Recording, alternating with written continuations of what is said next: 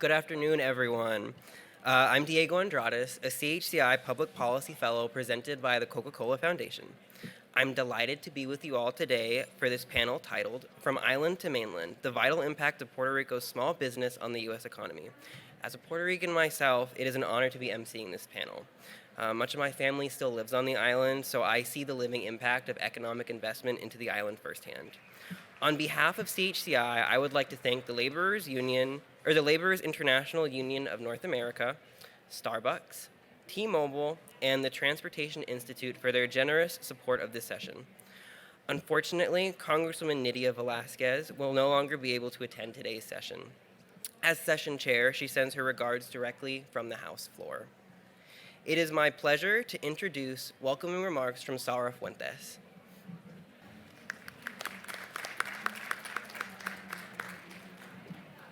Thank you, Diego, and also thank you to the CHCI staff that has put on such a wonderful conference year after year. My organization, Transportation Institute, is proud to be a part of the CHCI family. We represent the U.S. flag merchant marine, American commercial ships, and the unionized American workers who crew those ships. The American domestic maritime fleet is dedicated to Puerto Rico. These American companies built 4 LNG-powered container ships, the first of their kind worldwide, just for Puerto Rico service, part of a group of 25 American vessels serving the island. With a transit time of less than 3 days, this means small businesses in Puerto Rico can count on receiving the materials they need on time, and they can count on low rates and available berth when exporting their finished products. Over 75% of Puerto Rican exports are sold on the mainland, so it's critical that Puerto Rican businesses have service that they can rely on. Puerto Rican small businesses have the reliability, supply chain velocity, and innovation that they deserve when shipping their products to the mainland. During the pandemic, when the supply chain crisis hit, foreign flag carriers were chasing the most expensive shipping markets they could find, while American carriers like Tote and Crowley never deviated from their schedule, despite the danger. American mariners have always been willing to put themselves in harm's way to protect our way of life, and the pandemic was no exception. American carriers serving Puerto Rico are committed to just 2 ports, San Juan and Jacksonville, and back again. The carriers aren't making extra stops, so the island has some of the quickest service in the world, with a schedule that is predictable and regular. Small businesses can plan around deliveries that they know are coming, as an even once-in-a-generation pandemic couldn't stop the next shipment to and from Puerto Rico. American maritime carriers have made over $1 billion worth of investments on the island that benefit all Puerto Ricans. They have their own dedicated terminals, which they are constantly upgrading to be more efficient and more environmentally friendly, reducing costs and preserving a beautiful place. Our companies know that the world needs Puerto Rican goods, and it is a privilege to ensure these products reach the mainland on time and in perfect condition. We're excited to help Puerto Rican small businesses thrive. Thank you, and we're so excited for this conversation.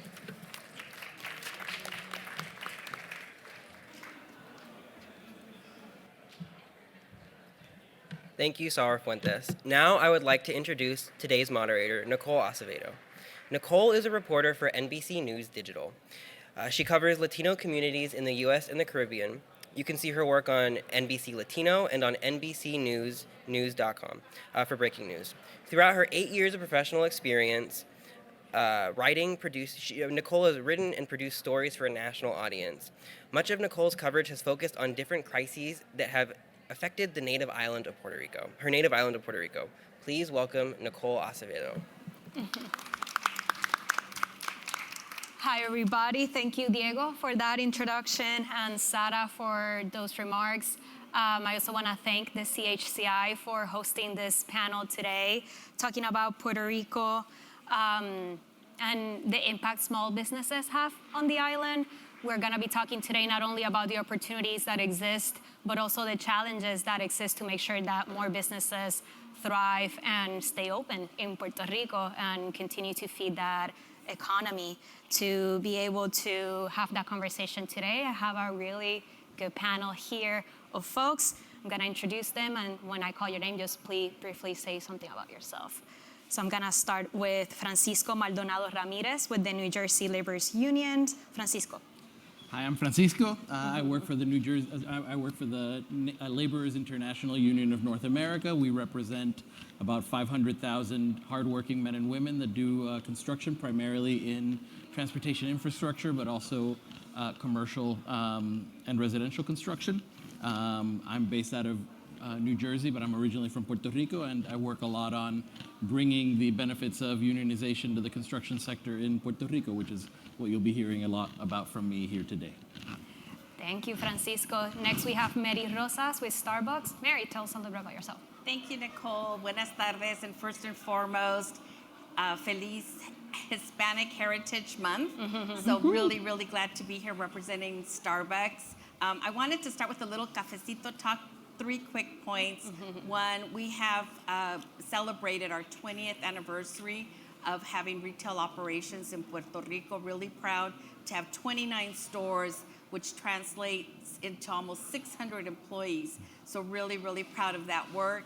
Our Yauco Selecto Cafe, we're working with coffee farmers right now so we can bring that back, and hopefully you will see this specifically grown in Puerto Rico product out and about. And then 3 quick points about Starbucks. The first is that our social impact team has been there for Puerto Rico financially and providing things like seed that is resilient to disease for the coffee farmers. Secondly, we have continued a program called No Lo Dejes Caer, and where we send Starbucks employees to go and pick those coffee cherries that would normally fall and be waste and not be utilized. But this increases, number one, the investment for that coffee farmer, but it also teaches our Starbucks employees what impact we're making when we support coffee farmers. And then the third piece I wanted to share is about how we are continuing to make sure that when we do open stores, we hire locally, that we work with the neighborhoods and the community to ensure that we are part of the community when our store does open. So today I'm here to listen. I'm here to follow up. I'm here to take back the message that we all want to share with a company like Starbucks. Muchas gracias. Thank you, Mary. And Jorge Martel from T-Mobile in Puerto Rico. Jorge, tell us a little bit about what you're doing there. Good afternoon. Buenas tardes. Jorge Martel. I'm the general manager for T-Mobile Puerto Rico, where we have over 800 associates. Pretty much all major functions are represented in Puerto Rico. Small businesses are critical for all of us in the island. We all benefit from small businesses thriving from a social and from an economic perspective. So we're very vested in that. And also on Hispanic Heritage Month, we're very proud to say that T-Mobile is a company that most Hispanics choose as their wireless provider. And that's something that we take with a lot of responsibility. And right now in this forum, particularly for small business Hispanic owners in Puerto Rico and across all the United States. Thank you, Jorge. And I just want to be able to jump into this discussion today, just to give everybody a little bit of context. In Puerto Rico, I believe there are almost 50,000 businesses overall on the island, and about 45,000 of those are small or pequeños y medianas empresas, como dicen en Puerto Rico. They're small business, and I believe that about each one of them generate an average of 12 jobs, depending on the size of the business, and they contribute to the GDP of Puerto Rico about 13%. And over the past 2 years, I think we've seen also in the United States with COVID, and anytime there's times of crisis, we see the entrepreneurial spirit of our communities rise, and people are starting new businesses at higher rates. But that doesn't necessarily mean that they're gonna stay open, right? That once you hit that 3-5 year mark, that's really like the test for any business. So, just tossing to everybody here, from your point of view, what do you think it's important that happens to make sure that these businesses that have been established continue to flourish and are able to pass those thresholds? Is there any kind of investment or infrastructure that needs to be in place for that to happen? I'd say, so from our point of view, there's about $50 billion that is coming in federal funds from some combination of the Hurricane Maria recovery money, the money that the federal government is investing to help Puerto Rico develop from or recover from the hurricanes that hit in 2020, all of the infrastructure dollars that are coming, the COVID relief dollars, and the IRA money, which there's a significant amount of money in the Inflation Reduction Act that is for solarization of Puerto Rico, which is going to go towards primarily establishing microgrids fueled by renewable energy, solar in particular, which is an important portion of what I think small businesses or any size business in Puerto Rico is going to need. Reliable energy to operate, right? So anything from a large manufacturer to a small business needs electricity to do their thing, and the investment in solar in Puerto Rico, I think, is going to be a significant part of that. Yeah, absolutely. And actually, the electrical grid is a specific challenge. Like any business anywhere has its challenges, but that's something that's really specific to Puerto Rico, and you can't talk about one without the other, really. I wonder, Jorge, Mary, any of you guys have anything to add? Yeah, I mean, there are a lot of headwinds in Puerto Rico. Power being, main one. It's more expensive. Yeah. It's unreliable. For large companies, the majority of our network is covered with power generators. Small businesses don't have, that luxury. I was watching in the news the other day. I think it was a liquor store in La Parguera, in the west part of the island. They were getting ready for a long weekend, where they make most of their business. Power goes out. They mostly have refrigerators. They make small margins. It's very hard for them. So there's a lot going on and how to make it more size. You mentioned solar, we do need funding, to get that infrastructure, getting more solid out there. Permits, it's another part, and making business in Puerto Rico takes about 6 months longer on average than it takes in the States. For small businesses without the resources, that's long. We just launched a new brand in Puerto Rico, Metro by T-Mobile. All the distribution is done by small businesses. We had a local one, and they're thriving. Then we brought 2 from the States, all Hispanic, a Dominican-owned, a Venezuelan-owned, a small business. It's been very hard for them. Each municipality has different permit standards. Once they get the permits and they get everything, then they go and they get the permission to get power. We've been able to help them, with our legal staff, send them in generators so they can work. But normally small business won't have, that luxury. However, there are tailwinds. I am very proud to say that Puerto Rico right now, the wireless infrastructure, wireless speed in Puerto Rico, recently T-Mobile was recognized as the fastest wireless speed in the Northern Hemisphere, more than the United States. And that's so small businesses in Puerto Rico right now have an infrastructure from a wireless perspective that years ago was only available to large firms in specific parts of the island. And that's now they're able, to conduct their business, to get suppliers. We have one particularly in agriculture. They're building unused container ships, and they're growing products and fruits there. It protects them from hurricanes. They're able to monitor everything using 5G technology. So there are some things that Puerto Rico is starting. We are committed, to make it a technology hub. We want the next entrepreneurs to come to Puerto Rico, and big companies, suddenly their headquarters will be down in Puerto Rico.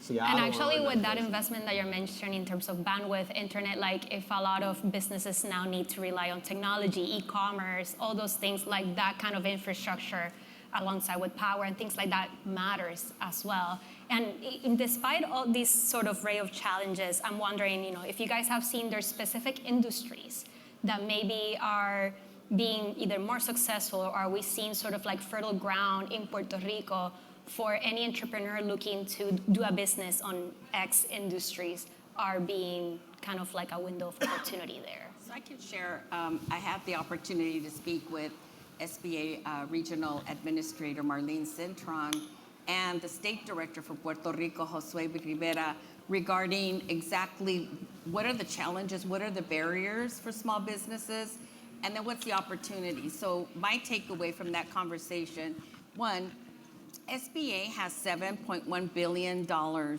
ready to be distributed with the small business community, but it's still a challenge, right? What's the regulations? Do they have to pay it back? How does it work? How do I get help to fill out the application? So they're working that through, and we at Starbucks are standing ready to be a convener, be a connector, whatever we can do so that that piece of it is taken care of. The other piece is many times you may be an entrepreneur, but what is your market? What's the consumer base? Doing all that work is, again, a very technical situation where how do we help them build that so that there's a 1-800 number, I want to open my business, but in the meantime, I need that monthly income. So what they shared with me is that the industries where people gravitate to is manufacturing. So Puerto Rico is looking like, how do we bring back GSK's manufacturing? Medical devices, they said, is another manufacturing area that is growing, and that people in Puerto Rico are able to have that monthly income while they build their dream to have a small business. Yeah, that's it. And manufacturing, like, it can be medical devices, as it can be like, I don't know, somebody manufacturing artisanal chocolates. Like, you know what, it can be, it's such a wide spectrum when we talk about manufacturing and all the businesses that can grow within that industry per se. I'm wondering if there's any examples that you guys have seen or heard about of, these businesses that took advantage of certain programs, certain resources that really set them up for success despite the many challenges that may be surrounding, being a business owner in Puerto Rico. So I have one. So as I mentioned, there's billions of dollars coming in from federal relief for Puerto Rico, and a lot of that, the industry that I'm focused on is construction. And there's a lot of opportunities in construction. There are more opportunities in construction than there are people to fill them. For example, there were in the federal recovery projects that have gone out to bid this year, there have been about 63. About 33 of those have been awarded to contractors, and about 31 of those have either not received responsive bids or had responsive bids that then weren't followed through on because of the deal falls through, there's not enough workers. So there's a large opportunity there for contractors, even small contractors. The construction industry in Puerto Rico is dominated by the bigger contractors, but there are smaller contractors, and part of the work that we're doing as a union is we are establishing a federation of small union contractors that we're helping them band together, and in combination with the training program that we offer as a union, help them upscale their workforce, help them upskill their procurement practices and ability so that they are able to bid on bigger projects than what they had in the past and scale up the types of work that they are competitive in. So that's us being a small business incubator in an industry that has in the past been the backbone of the Puerto Rican economy. Construction really, when construction dried up with the beginning of the recession in 2006, it had a lot of trickle-down impacts on the economy. There was a lot of bank consolidation that happened, or a lot of bank closings that happened because of the lack of construction activity or dormant, vacant mortgages and the like. So having a robust construction sector has always been positive for Puerto Rico, and it's going to be an important part of the recovery going forward. Absolutely, and I think, Francisco, you mentioned sort of 2 points, which was the workforce, and also, having to compete with U.S. companies, which happens across many industries, and we'll touch on those shortly. But before I go there, I wanted to talk a little bit about access to capital, which is also a big challenge for any business, particularly if you're trying to make sure you surpass that 3-year, 5-year threshold. Any challenges or any improvements that could happen to make sure that these businesses have not only the right capital at the right time, but in the many stages of businesses, they continue to make sure they keep up, that maybe they don't necessarily have to feel like they have to go to a bank, and if they don't have the credit, then that's it. I wonder if you guys can talk a little bit about the opportunities for access to capital for small businesses at different stages. The only thing I'll mention is that, unfortunately, Puerto Rico does have that high-risk reputation, per se. But I think there's ways of building a solution together, and that's something that for us is really around convening, having a conversation, and then making sure that the small business is at the table to say, here's some potential solutions. Can we get on a Starbucks vendor list and figure out, I have a stream of future income with the contract. It may be making the lids for our cups, making whatever it might be. I'm excited to say that we recently hired an executive vice president of supply chain, and he happens to be Latino, Arthur Valdez. And part of my mission coming here today is to engage him into these conversations. I also spoke with Heriberto Rivera, who is in charge of our Latin American markets in licensed stores, which would be Puerto Rico. In Puerto Rico, our 29 stores are operated by a local company, Baristas del Caribe. So we have things in place, but it's got to be activated by the small business owners themselves so that the solutions are realistic and that they're able to be achieved. Yeah, I don't know, Jorge, if you have anything to add there. I would answer it in two ways. I think some of what Francisco made, we need to make the banking industry very robust. However, it's a vicious cycle. You need economic activity, for the banking, community to have the funds to be able, and that is paramount. And I go back, to speeding up processes, so small businesses can start thriving. And then another thing, we need to make it easier for outside capital to invest in Puerto Rico. As the only U.S.-based carrier still left in the island, both AT&T and Verizon left Puerto Rico. It is important to allow investment in the island. Last year, we invested over $300 million. That was like 5 times our average only on 1 year. And I think for my business, because it's what I know, but that investment has an impact on small businesses. Let's say we place cell sites. We need a construction supplier.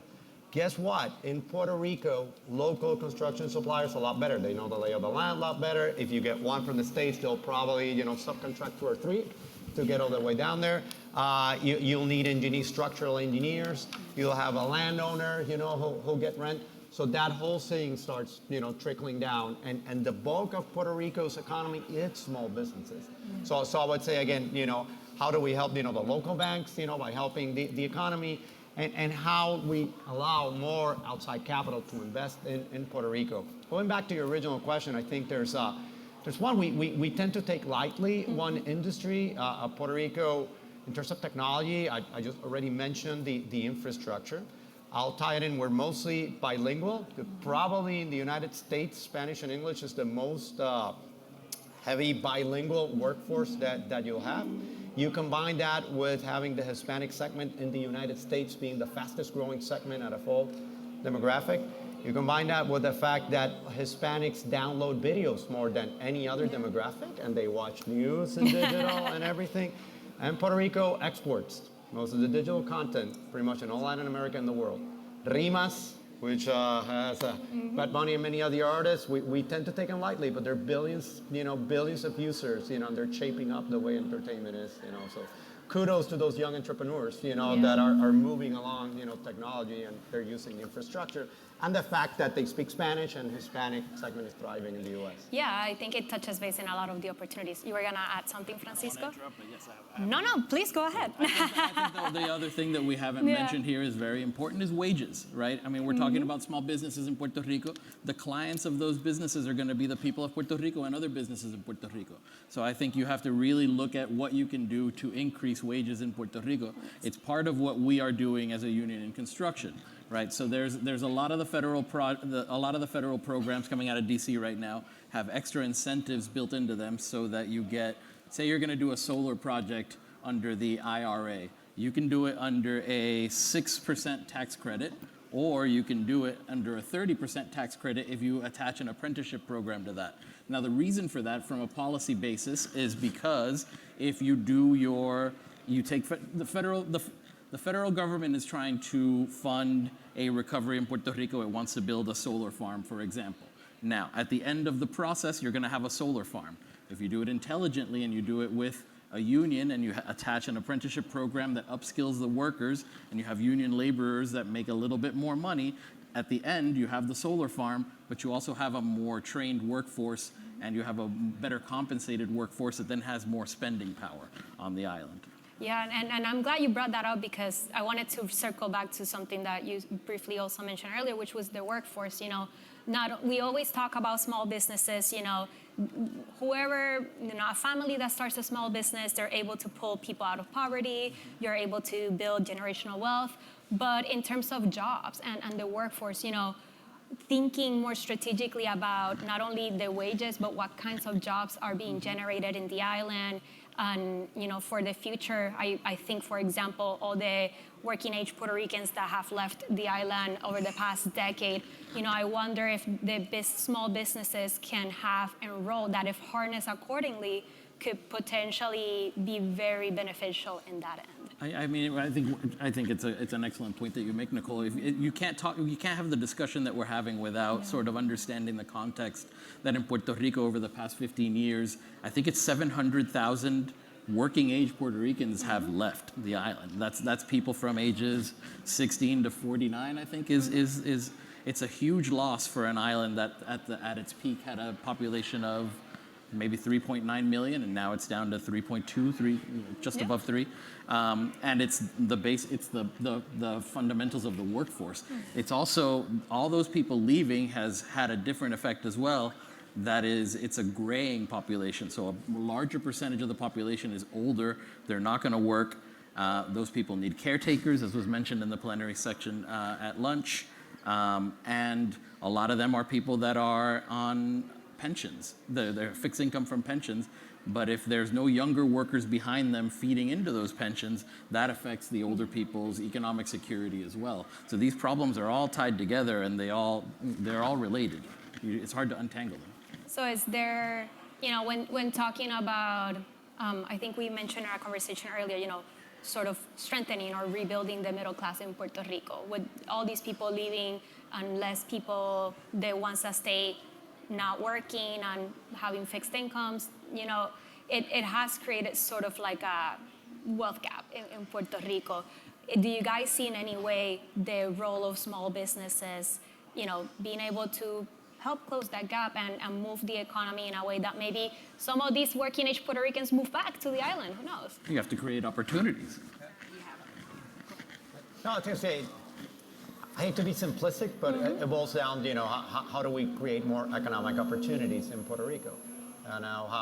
How do we make the middle class a lot stronger? How do we take infrastructure, and how do we have, let's say, NBC built a digital studio there, that will help small businesses, and, we could have you filming for all the United States from Puerto Rico, Are you trying to pitch something, Jorge? Yeah. No, but I see it all the time, and many folks, and by the way, I lived in the United States, I came back to Puerto Rico, and thankfully I'm very proud, that I'm able to be in Puerto Rico. I'm trying to see how many things we can export to Puerto Rico. But I think that needs to be a mentality. A mentality needs to be, how do we make Puerto Rico thrive? How do we make it the most competitive? I think sometimes we're content in only saying, in Puerto Rico, let's get them up to par. No. You need to thrive. You need to take your most opportunities. And businesses move in the free economy. You need to have business in the free economy going like, you know what? That is the opportunity in Puerto Rico. And that's what I'm going to do. And then that starts bringing in, everything. And that works for large companies. That works for small business. Everything's intertwined in that sense. So I think we need to change the mindset from a mere survival to we want to make it to be the best in X and Y and Z. We want to be, we have the best wireless. We want to make it, in terms of entertainment, how do we export more? In terms of, say, labor, how do we make it, a thriving capital for that, and so forth. And getting out of that mentality, stateside and in Puerto Rico, I think will be key. I just want to make one point, Nicole, is that Puerto Rico is still in recovery. Oh, did I lose my mic? You got This it. blouse was not conducive. Thank you very much. One point that I wanted to share is hearing all of these different elements, they're still in recovery. Puerto Rico needs 6 to 7 more years and $20 billion to get to par. So all of these conversations, I think it's so relevant to have them now. and build something that can be executed. So when those 6 years come to be and the infrastructure is better, major corporations are looking at it as a growth opportunity in manufacturing or whatever industries they want to recruit, but they are still in recovery. And actually, in terms of moving back to what Jorge was saying, not only changing their mentality, but being able to look for the opportunities where they are and things like that. When talking about who is creating new businesses, right? How do we've seen a rise in women, we've seen a rise in LGBTQ, Puerto Ricans, even Afro-Boricuas. How do we make sure that these communities that may have a little bit more specific needs when it comes to starting and keeping their businesses afloat, have access to those opportunities and those resources? I wonder if you guys know of any examples or programs, policies that also tackle that equity aspect of this. So I have something here. When we do big construction projects, we often will use a mechanism called the project labor agreement. It's a pre-hire agreement that is like a collective bargaining agreement, but not just for every individual union on the job. It's collectively for all of the unions that are going to work on a job. And with those types of agreements, it's not uncommon for those to have provisions into them that specify local hire targets, community workforce agreements and the like, that make sure that if a project is happening in a specific place, the first place they look for people to work on that project, to come into an apprenticeship class, for example, is in that community. And that gives them, when you're dealing with a union and you come into an apprenticeship program, that's a path not just to a job, but into a career. And when we and other unions do things like, we work in partnership with our signatory contractors, and we look at promising construction workers in our union, and there are incentives that we could give them to help them set up their own contracting company, that then it's a career path that is open to them when you utilize it intelligently. Yeah, no, it's being very intentional. Like, you can be really explicit, if I hear you correctly. Yes. Anybody else had anything to add there? Yes, I think corporations like us have a role in this. In T-Mobile, we actually believe in D&I because it's the correct thing, as a human being to do. But make no mistake about it, it makes us a stronger company because you create more broad ideas from different points of view. The customer base out there is very diverse. Too, so you create stronger products, stronger processes, but we also have a commitment to hire a lot of minority small businesses, and we have the goal, and we have Hispanic, we have a Black African American, and we're looking to fill certain services up with small businesses, because it's the only way. You really need to force yourself to look, and there are many good out there. Doesn't mean that you hand out what you're doing, but it forces you to think, let me look out there, let me see how many small businesses from minorities are out there, and see how we can start thriving. So that's another way, and it will be great if many out there say even small businesses in Puerto Rico. Yeah, and actually in that sense, I kind of wanted to go deeper a little bit into a lot of small business owners in Puerto Rico, depending on what they sell, what they retail, they may have to compete with big U.S. companies that also have settled in Puerto Rico and things like that. And you mentioned something really important, Jorge, which was, being able to think outside the box and look for the opportunities and not necessarily feel that, you might feel intimidated, but don't let that stop you. And I wonder if there's anything else policy-wise or programs or things like that could potentially help build that more in Puerto Rico, or if it's mostly like el espíritu del emprendedor. Like, is it something that the entrepreneur has, or is there something policy-wise that can be done to make sure that, hey, we have an understanding that small businesses are very important to the economy of Puerto Rico. How do we make sure there's a symbiotic partnership with all businesses of all different sizes, if that makes sense? I don't know if that's the role of the state legislature to identify solutions or create some infrastructure. Possibly one of the state departments could take on creating an initiative that would then translate into having state staff that could manage that, convene small businesses and listen to what their challenges are and what's the opportunity. Is it bringing in T-Mobile, Starbucks, and labor and having a true partnership, a memorandum of whatever that looks like, whatever they need to do. That's maybe where we need to go. Maybe that's something that we can turn to CHCI and say, hey, there's this opportunity. Can we bring in some of those state legislators, have that conversation, see if somebody will champion that initiative where we, corporations, can be at the table and listen and learn and then execute. Yeah, so it sounds like there's even opportunity for innovation, even in that sense. Like, how do we make sure we find new, better ways to make sure we're all working towards this, remando para el mismo lado, like working towards the same goal when it comes to Puerto Rico? I have one, and it's not sort of related, but you're talking about specific, and in the medical industry, which I'm not an expert of, but from outside, the benefits, Medicare benefits in Puerto Rico are smaller. You know, if you live in Puerto Rico, you get less Medicare benefits than anywhere in the United States just by living in Puerto Rico. By the way, you are deducted Medicare from your from wages payrolls, the same way.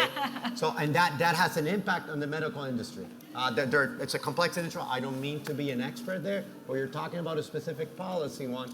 That will be one, you know, because the medical infrastructure in Puerto Rico, unfortunately, you know, lacks a lot. So we talked a lot about the local in Puerto Rico, and there's a lot we need to do there from a policy perspective. At stateside, that will be one that will really help. Yeah, and I mean, I think it's a common theme from this panel that is like, when we initially talked about the infrastructure of the energy system, like even with the medical health system, like there's certain things that, you know, small businesses happen in this context. It's not like a vacuum of something else. So I'm glad you brought that up. And you know, in terms of looking ahead, talking a little bit about the future, you know, any advice that you guys can have for anybody who's aspiring to be an entrepreneur, starting their own small business, or a policymaker who's like, you know what, I want to see if there's something we can do to make sure we improve things for small businesses in Puerto Rico. Any advice, any words of wisdom that you guys may share with those folks? I want to raise my hand I don't think this is working again, and say I volunteer to take back this opportunity to have our Latin American licensed stores leader, Heriberto. He's willing to sit with CHCI or be at a convening, have a conversation, and explore some solutions where we can be supportive, and maybe we're the initiators. I don't know what that would look like, but it's time to do it. And I'll say, from my point of view, professionally, I worked for 10 years for the New Jersey State Legislature in both houses, doing mostly employment and economic development work, and there's a lot of things that you could do at the policy level that furthers this type of stuff. You can make sure that, and I do this at my job day to day, where I look at government procurement policies to see that they are inclusive enough. Do the procurement policies have bonus criteria, for example, for local hire, or for hiring women and minority-owned businesses, veteran-owned businesses, disabled-owned businesses? All of those are things, you're spending public dollars. It's not an entitlement, it's an investment by the government, and it's an investment that you should think about the ways that you can maximize the return on that investment by targeting it to the sectors where it needs targeting, and there are ways to do that. Yeah, and I mean, we saw a lot of that talk, you know, with Puerto Rico, pobrecito, between the hurricanes, the earthquakes, you know, a lot of the rhetoric was like, oh, now with this rebuilding process, maybe the Puerto Ricans on the island can be at the forefront. Maybe they can rebuild, whether it is construction or whether it is, you know, revitalizing new businesses. What you're saying feels like in the context in which Puerto Rico is right now, que se está tratando de levantar, you could also bring small businesses behind with For sure, and there's a point that I'll make here, right, which is a struggle that we're having with the Contractor Association in Puerto Rico. Their solution to, there is absolutely a falta de mano de obra. There's a workforce shortage in Puerto Rico. There's about 20 to 30,000 construction workers in Puerto Rico. Hard to know because a lot of that exists in the informal economy. and the estimate is that they'll need 60 to 80,000 to do all the work that is coming. The contractors, their solution is they've been going to Washington and asking the administration for a bunch of visas to bring in construction workers from other countries. That is in my opinion, that is not the best solution for Puerto Rico's economy. You have in Puerto Rico a place where the labor force participation rate is, I think, 43 or 44% right now. That is about 20 points lower than the nationwide level, which sits at about 62. That means that there's of the Puerto Ricans of the people on the island that are of working age, a significant number of them are not working, or at least are not working in the formal economy. There's a lot of work in the shadow economy. So, in my opinion, the first place that you have to look is to the people that you have there at home that are available to work. But again, think about this. This is construction work in Puerto Rico. Jorge was there this summer. There were a lot of days this summer where the temperature in Puerto Rico was 125 degrees with the heat index, right? That is unsafe for being outside. And you want to pay a construction worker right now in Puerto Rico makes somewhere between $8 and maybe $16 an hour, depending on their skill level. Walmart pays $16 an hour in Puerto Rico. Who is going to choose to work outside in 125-degree heat for the same price that they could work at Walmart? It goes back to the wages, but there is a workforce there, but you're not going to get them to work under those conditions for the wages that are prevailing right now. And isn't Walmart the largest employer? Yeah. in Puerto Rico? Yes. I think it's a local company. I think it's AAA Oh. You wanted There's lots of Walmarts, though. I feel like you were going to add something earlier. And close, again, from a T-Mobile perspective, we're really committed. Yeah. We're extremely proud. When Hurricane Maria happened, we talk a lot about reconstruction, and I was there. The devastation was huge. The first plane to land in Puerto Rico was a plane subcontracted by T-Mobile. We were able to take the airport up, and if you ask me those days, would I be standing here and saying what I'm saying? No. I don't know if I thought I would be, someplace else. But there was a silver lining, and guess what? 5G technology was being developed at the time. The equipment was available. It would have taken years. We were able to do it in months. We had to.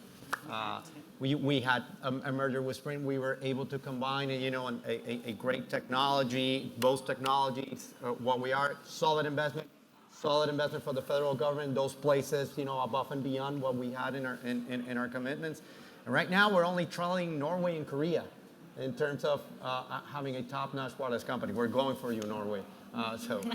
So we want to make it a technology hub. We want entrepreneurs to come down Puerto Rico. It's an AI-enabled future that we're seeing out there. It's a digital future, and we're making big bets that will happen from Puerto Rico. Again, a lot of headwinds, but we trust in the tailwinds, and we've been able to show, that the Puerto Rico workforce, the Puerto Rico small business, when given a chance, they punch way above their weight. Yeah. And last thing I would say, the Congressional Hispanic Caucus Institute, a great panel, love it. Next year, let's do it in Puerto Rico. We can host it in Distrito T-Mobile, and we'll help the small businesses. I love that. Sign us up. Before I toss it to you guys for questions, start getting those ready, I just wanted to finish with this question, at least this 30 minutes.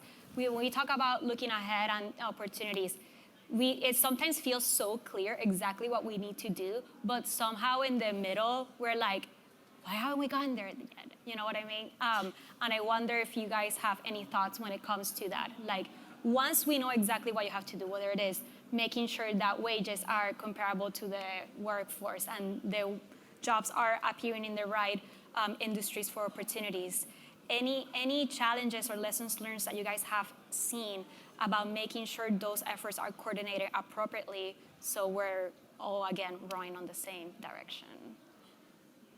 I would say from my point of view, right? I mean, I'm talking about higher wages and unionization in the construction sector, but and the big contractors in Puerto Rico are not super excited about that prospect, and I completely understand it's going to cut into their bottom line to a certain extent. But beyond that, right? I always remind myself that you have to take into account the fact that there hasn't been unionization in the construction sector on the island for about 40 years. So there's a lack of experience with it, and there are myths about what that means to work with a labor union that my job right now, and a lot of what we're doing right now, is to work with those people to dispel those myths, to say this does not have to be an adversarial relationship where we're going to thrive at your expense. This is a collaborative relationship where when we work together, we are able to accomplish things more quickly in a better quality and benefit everybody, and a rising tide that lifts all boats, right? So that's sort of social, work that you have to do. It's a changing of perception, and it's a persuasion thing, and that takes time. Absolutely. If you guys have any thoughts, I'll ask you to hold them for your final remarks.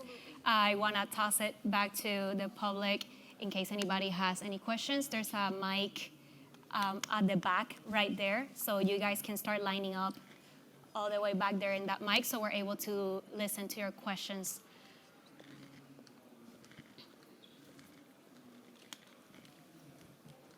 Good afternoon, Hi. and thank you for this panel.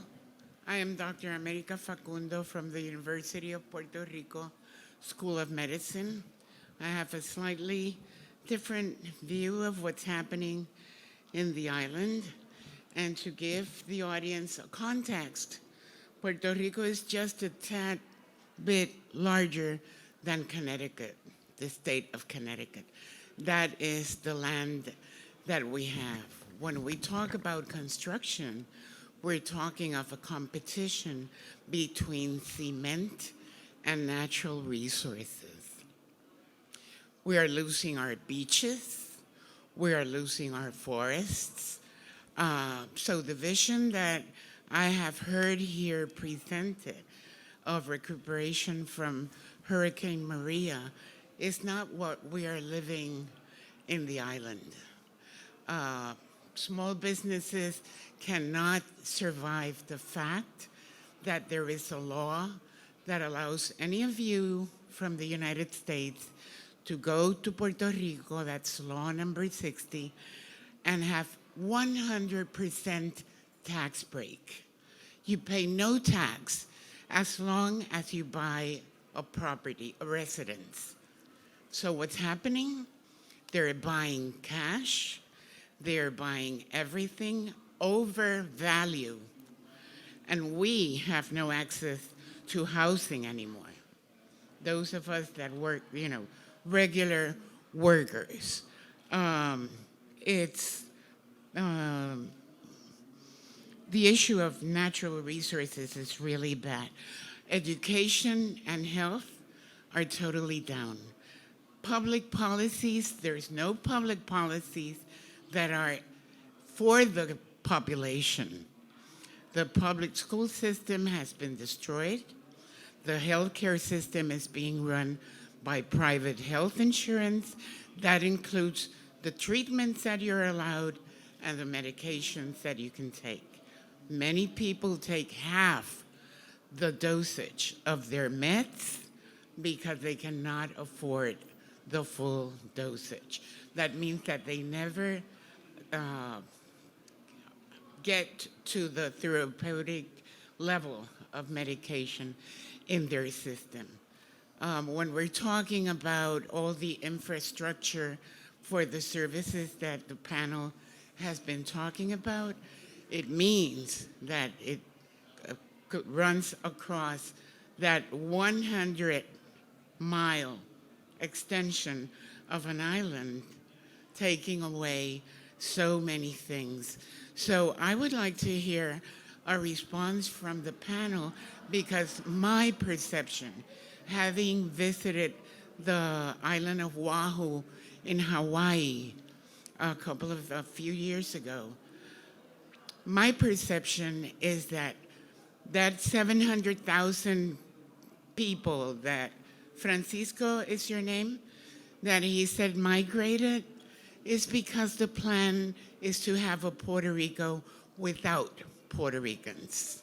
The island is being prepared for the U.S. to take it over, not to be a colony anymore, but to be a piece of this country. And so all that development that the panel has been talking about, that's not the way I, as a teacher at a medical school, very engaged with healthcare, and of course with education. That's not at all the view that I have. Was there a question, ma'am, at all? I'll add that tax breaks that the professor here was referencing, Act 22 under Act 60. It's one that allows specific wealthy investors to come to the island and they pay zero tax on capital gains, which means passive income. They pay other kinds of things, but it is true that it has created a system on the island that has priced a lot of people out of their own communities because they do have to buy property there, and they can buy cash, they can do all these things, and it has created a situation in Puerto Rico. But I do think that what we're trying at least to do in this panel is to see the people who are trying to stay on the island, try to create jobs, try to create businesses and opportunities, know how to do it, facilitate that conversation. If nobody else in the panel has anything to add. I mean, I can't answer everything, but I can say, first of all, I am Puerto Rican. I studied in Puerto Rico, and I went back to Puerto Rico. I'm not part of Law 2022. I pay my taxes, and I pay, my mortgage. So in that sense, and we're 800 Puerto Ricans in our company. 50% of our leadership team is women. All Puerto Ricans. We have finance, marketing, IT, engineering. They're all Puerto Ricans, mostly from Puerto Rico colleges. The best network in the world. I stand by that. You can go to Open Signal and check it right now. It is capital from the U.S. It is capital that came from the States, but they're engineers for la Universidad de Mayagüez, del RUM, la Politécnica, and Santurce. And so I am very proud of my engineers, what they've done and what they built, and they are Puerto Ricans. We're not perfect in that sense. I agree in terms of medicine. I think I mentioned it before. Yeah. We do have a faulty medical infrastructure in Puerto Rico. I don't mean to be an expert there. There are many reasons for it. I don't have a solution for that. In terms of education, we have a project right now. Es nuestro granito de arena. Again, I'm not here professing that we're going to fix the education. That's a huge undertaking.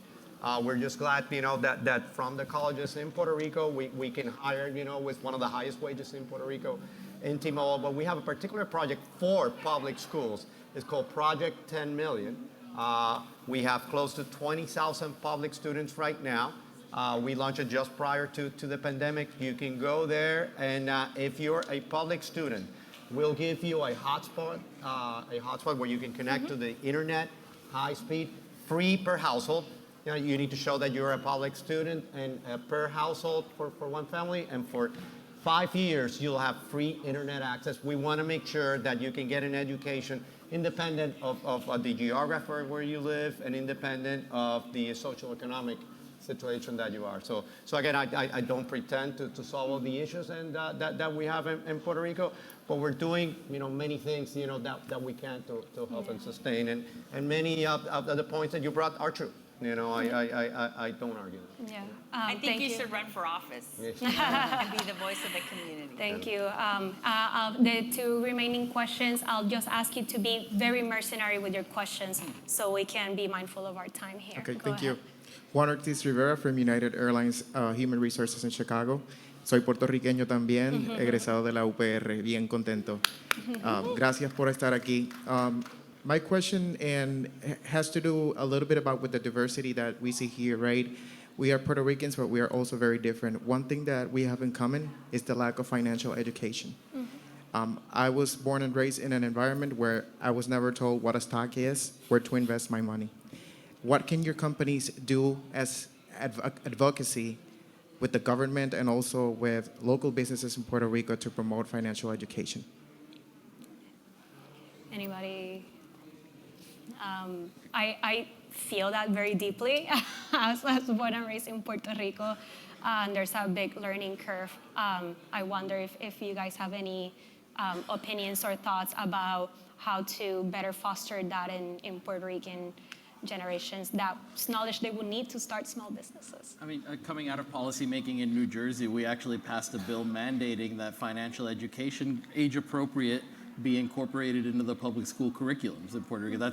That was recently passed. It's beginning to be implemented, but I think there's broad recognition that is a real issue. And in terms of financial security, I will say that unions usually have pension plans, so it gives you that financial security in your old age. I'm not sure exactly how our stores work with our partners there to implement that, but I do know that the success piece is two-pronged. The parents need to understand how they prepare their children, so there's got to be some glue in there somewhere where the parent can say to their child, busca trabajo donde va a tener 401k, busca trabajo donde te van a dar clases para saber invertir tu dólar.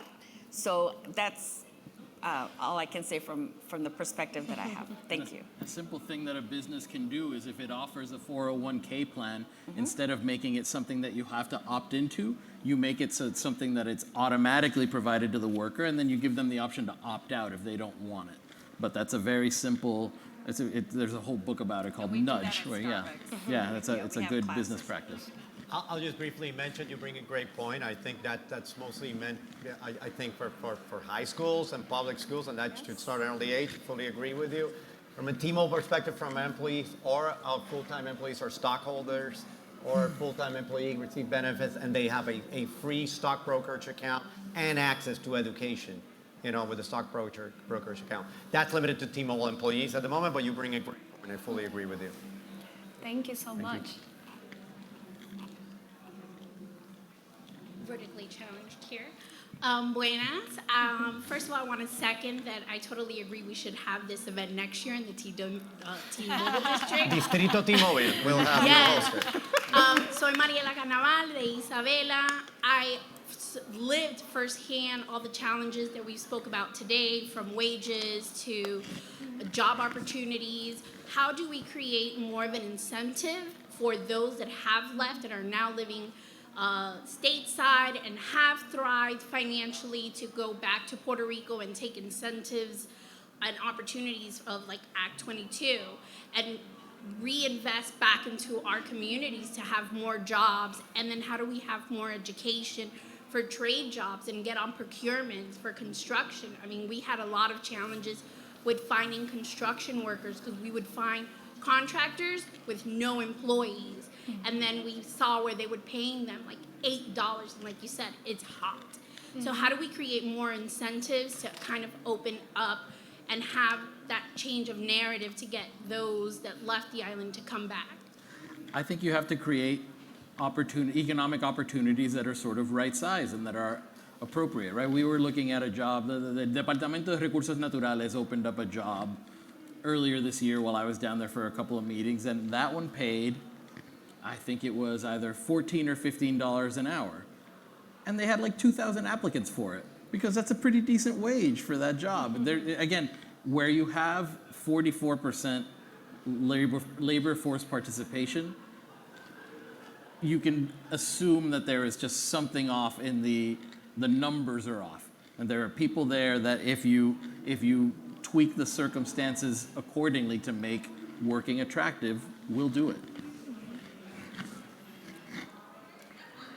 I will be very quick. Yes. Okay, good afternoon and thank you for being here.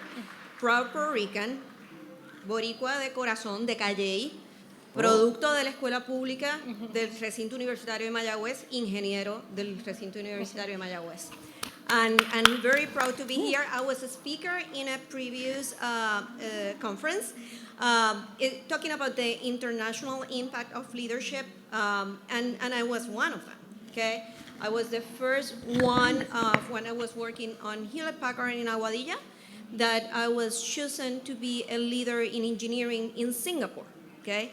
And I lived twice in Singapore. And this question goes to Jorge because I really love when you talk about how you make sure through your leadership and T-Mobile in Puerto Rico to be now top notch. And I have no doubts, and with my international experience that we have that capability. Can you give us at least a brief on how you made it happen? And by the way, proud of where we are, proud of what we have in the future, and proud of what we have in the present. This is always my mindset in terms of a leader and in terms of how we move forward. But Jorge, if you can give us a brief. Thank you. I'm really humbled, that you asked that. I think, like I mentioned, first of all, it's not me alone. There are over 800 folks, and I do a great job in taking credit for what they do. T-Mobile has helped a lot. The amount of support that we received in Maria was unprecedented. I was the one to go like, guys, it's okay. We're getting there. But I think it's a point, again, that we don't need to church. We have many headwinds. There are many things in Puerto Rico, that impact, but there are many things that are really good. And education there, we need to make it a whole lot better. I fully agree with what was mentioned before. But we have many great engineers. From El Room, they take engineers and they take them to NASA. They take them to most of the pharmaceuticals around the world. We need to create a very robust economy to making sure, that there are enough jobs for engineers, I pay jobs for engineers back home. And the way we look at it is we try to be, number one in everything we do. We want to say, we want to be profitable. We work in a free economy. We want to be low maintenance. You want to say, raise your hand once in a while and go like, hey, this is not fair. I do need I need some support here. But you don't want to be all the time, saying, hey, poor me, this is what we're doing. So I think when you're the smallest brother in the family when we're in Puerto Rico, you need to pretty much win all the races in the field day, for mom and dad, to actually pay attention for you. And again, having a diverse environment, and I can't thank enough our local folks and how T-Mobile has really supported in Puerto Rico and how we've made it an example. Hey, if you do provide resources, to an area that needs it a lot, that's underprivileged in many sense of the world, guess what? Great things can happen, and we're very proud to say that great things have happened. Well, thank you. It's time, so I'm gonna wrap it up. I'm so happy that all of you have been so engaged and asking so many good questions and providing comments of issues that are top of mind for all Puerto Ricans. But I just wanna toss it in case any one of you had any last thoughts, any last remarks, anything that was left unsaid. I hope you're all enjoying the Casi Cielo Starbucks. But truly, my main message is, let's help small businesses in Puerto Rico, tap on the shoulders of companies like Starbucks. We're here to help. Our 29 stores are not going anywhere, so leverage what is there, and we can take it to the next level. Go. A couple of years ago, I was talking with Parallel 18. They're an organization that we sponsor. Like an accelerator for startups. Yeah, an accelerator, and they want to cultivate entrepreneurs. And I asked them similar question. And they said, hey, we mentioned here, the pros and cons for Puerto Rico. But then he said the country with the most entrepreneurs is Israel per square mile. And there's a strong feeling and commitment from all people from Israel that live outside of Israel, to somehow support back. So I would say my ask would be, we're really proud of all Puerto Ricans they're everywhere and they're thriving. Remember Puerto Rico, buy from local businesses down there. Go visit us once in a while. Promote the good stuff that's going out there. There are many negatives, but they're very positive. So that would be, our ask, for the rest of the diaspora out there. Go forth and conquer, but remember us. Absolutely, Francisco. My final point, I'll just reiterate something that I said before. There's a generational, unprecedented amount of public investment that's about to happen in Puerto Rico. And the government, the federal government, both the federal government and the local government have the option of how to leverage that investment. And you can either have a reconstruction where at the end you reconstructed the highway that you wanted to rebuild or the building that you wanted to rebuild, or you can use the same amount, the same funds to rebuild that road, rebuild that building, but also rebuild your skilled workforce that is going to be then a resource to that economy going forward and help you take the next step forward in economic growth on the island. If you just indulge me for one more minute. A couple of months ago over the summer, there was a bad accident off of I-95 in Philadelphia. A truck crashed under an overpass. A fire so intense broke out that the overpass melted. And I-95 is the main way in and out of the city of Philadelphia. That corridor being inoperable brings Philadelphia's economy to a standstill. The men and women of our union worked round the clock to fix that, and in 12 days, that section of highway was reopened. Why? Because Pennsylvania, the region, had made the investment in having that well-trained workforce and dedicated workforce in place that were willing to do that. And with the cooperation of government, business, and at the federal and state level, that was turned around in a matter of a couple of weeks, where the initial estimate had been months. So you can have that at the end of your process, or you can not have that. I know what I would choose. Thank you, Francisco, and thank you guys so much for joining us today. I hope that you continue the conversation and sharing your thoughts on the CHCI HHM23 hashtag on social media. And I hope that at least from this panel you take away that while there's a lot of opportunities and challenges, something that's key, like if there's one thing that you guys should do after you leave here, is try to make sure that you hear all of that and make sure that everybody with every different kind of thought process, viewpoints can come together and find a way to improve the situation for small businesses in Puerto Rico so they can continue to feed the economy there and hopefully build a Puerto Rico that, can surpass the crisis after crisis types of headlines. If that's one call to action to that today is that. Again, thank you so much for joining us. Don't forget to attend the plenary event later this evening. It's about Latinos in entertainment and media representation. I know I'll be there soon. But again, thank you so much for your attention and your participation. Let's hear it for our intrepid moderator. Gracias, Nicole. Gracias, Diego.